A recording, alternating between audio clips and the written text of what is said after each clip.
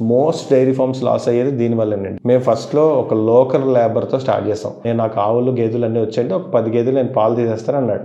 Okay, 10 గేదెలు పాలు తీస్తావు కదా, నువ్వు ఇక్కడే ఉండు, 10 గేదెలు అయిపోయాక మళ్ళీ నెక్స్ట్ గేదెలు వచ్చే టైంకి నేను బీహార్ నుంచి తెప్పిస్తాను, బట్ నువ్వు మానిటరీ చేసుకుంటూ ఉండు అని చెప్పాను. బట్ ఎప్పుడైతే క్యాటిల్ వచ్చిందో, క్యాటిల్ వచ్చాక అతను చేయలేకపోయాడు. అప్పుడే నేను మిషన్ కి కన్వర్ట్ అవుదాం అని చెప్పి ఒక మిల్కింగ్ మిషన్ కూడా తీసుకున్నాను.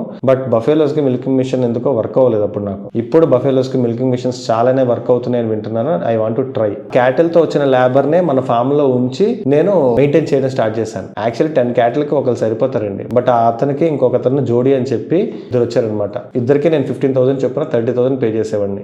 ఒక పర్సన్ కంప్లీట్ గా క్యాటిల్ మీద ఉంటే ఇంకొక అతన్ని ఈ 2.5 acres లో గ్రీన్ ఫాడర్ చూసుకోమని చెప్పేవాడిని. ఇలా ఇద్దరు చేసుకునేవారు. సెకండ్ బ్యాచ్ వచ్చే టైం కి ఈ గ్రీన్ ఫాడర్ కి నేను లోకల్లో 10,000 కి లేబర్ ని పెట్టాను.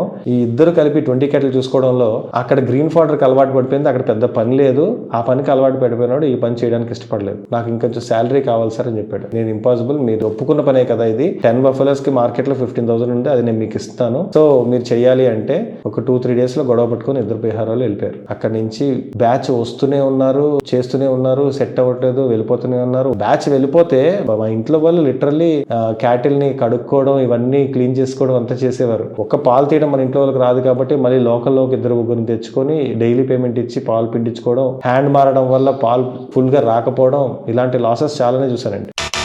అయితే లాస్ట్లో ఈ అభి అనే పర్సన్ ఇంకొక బీహార్ అతనితో కలిపి మన ఫామ్కి వచ్చారు. 30 క్యాట్లు వచ్చేసరికి వాళ్ళ ఫ్యామిలీలో 3 వచ్చారండి. వీళ్ళు 3కి ఆ రోజు మాట్లాడిన ఒప్పందం ఏంటి అంటే, ఇద్దరు ఇక్కడ పని చేసుకోండి, ఒకరు బీహార్కి వెళ్ళిపోండి, బికాస్ ఇద్దరి మీద 30 క్యాట్లు మేనేజ్ చేయొచ్చు. వాళ్ళు అలా మేనేజ్ చేసుకుంటూ ఇవాళకి మన ఫామ్లో నడుస్తున్న ప్రాక్టీస్ అదేనండి. Thank you.